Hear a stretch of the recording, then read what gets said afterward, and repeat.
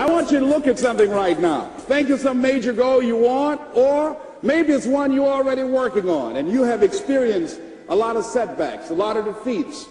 You've experienced a lot of disappointment. Maybe you've already given up, and maybe you just need a little fire, a little encouragement to get back in the game again. Here's what I want you to look at. There are winners, there are losers, and there are people who have not discovered how to win.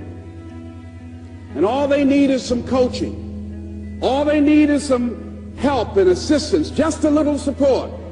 All they need is some insight or a different strategy or plan of action to make some adjustments that will open up the key to a whole new future for them, that will give them access to the unlimited power that they have within themselves. That's all that they need.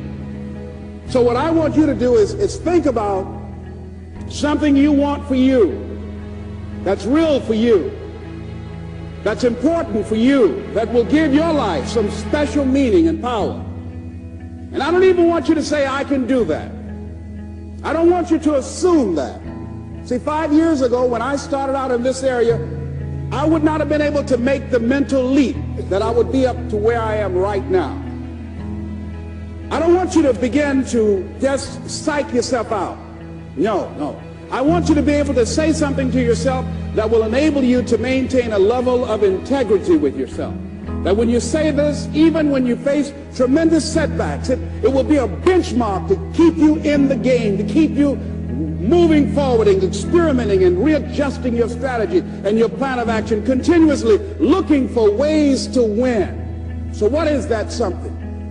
When you got an idea you want to move on, you might not have the money, you might not have the education, you might not have the support or the resources you need. What is that something that can keep us going, that will enable us to act on our dream? What's one of those keys that will begin to help us to discover the secrets to our dream? Here's what I want you to repeat after me, please, with power and conviction. Say, it's possible.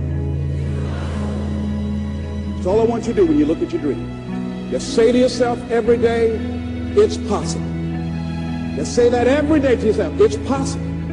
Because what does that do? See, it begins to change your belief system. See, the way in which we operate, ladies and gentlemen, it's a manifestation of what we believe, what's possible for us. Whatever you've done up to this point, all that it really is a duplication, it's a reproduction of what you believe subconsciously that you deserve and what's possible for your life. Most people operate out of their personal history, out of their memory, things they've done, things they've experienced, things they've seen, things that they have observed. What I'm suggesting that you operate out of a larger vision of yourself. I want you to see yourself doing what you want to do, experiencing what you want to experience, having what you want to have, doing what it is that gives your life some meaning and value. Operate out of your imagination, not your memory. Because whenever you look at where you want to go, I'm wanting to warn you, you will have some conversation back here after you go through the data that you've experienced in life saying you can't do it. And so what you want to begin to do is ignore that inner conversation. Well, most people, ladies and gentlemen, when something happens to them, what they do is they begin to believe that that's the way it is. That's the way it's always been. And they can't see the possibility of it being any different. Example, before April 1954, the common belief, the universal belief, because it had been tried again and again and again and people had failed, the belief was that man was not physically capable of breaking the 4-minute barrier, that he could not run a mile in less than 4 minutes. That was the belief on the planet. It had never been done. But here's what happened, ladies and gentlemen. Roger Bannister came along, and he broke the 4-minute barrier. Now here's what's significant about that. Since that time, up to this day, over 20,000 people have done it, including high school kids. What changed? 20,000 people, what changed? Here's what happened when they got on the track. They knew it had been done. And because they knew it had been done, there was a new belief about this barrier. about this goal that was unreachable. And those 20,000 people got in the race believing, knowing in their heart that someone had done it, that it's possible that they could do it. And I'm saying that if you know anybody that had some goal, some dream, something they wanted to do, and they did it, then I'm saying that you know in your heart that if someone has done it, then you can do it. It's possible. And that if someone can make their dream become a reality, that it's possible that you can make your dream become reality. And so as you begin to look at where you want to go, beginning to embrace that, it's possible. I'm blessed and highly favored. I've got a lot going for me. I got some good stuff in me. And it's possible that I can bring my greatness out here in the universe. That I can do what I want to do. It's possible I can write my own book. I can have my own business. I can take the trip and travel around the world. It's possible. I can bounce back from adversity and reinvent my life. It's possible. Regardless of where I am, that things can get better for me. It's possible. I'm thinking about two men right here in Chicago who were fairly successful, similar background, educated.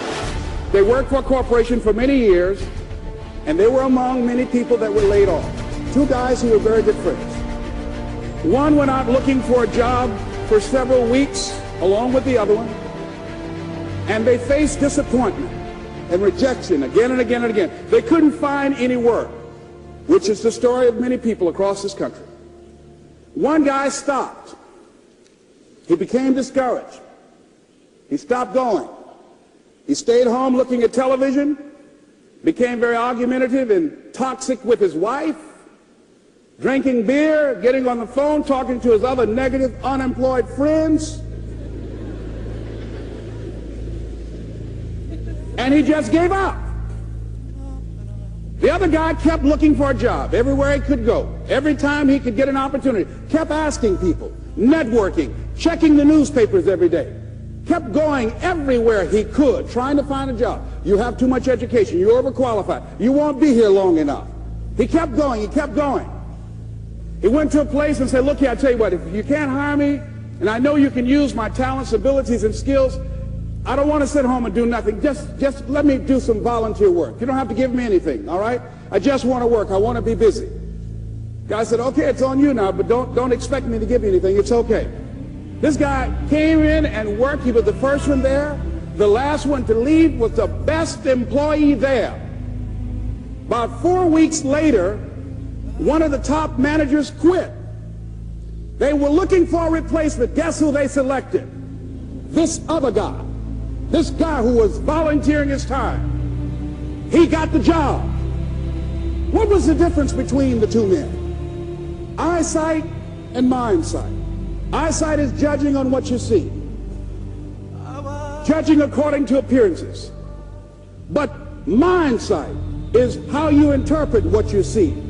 One guy said, it's not possible, it's over, I'm finished. I can't do it. I can't make it. He surrendered. I've faced rejection again and again. I'm not going anymore. There are no jobs out there. But this other guy, he felt that in spite of the no's and rejections, in spite of how bad the economy is, in spite of what the newspapers are saying, that it's possible that somebody somewhere will give me a job. He just kept going, thinking it was possible. And guess what, ladies and gentlemen? That's what we have to do with our dreams.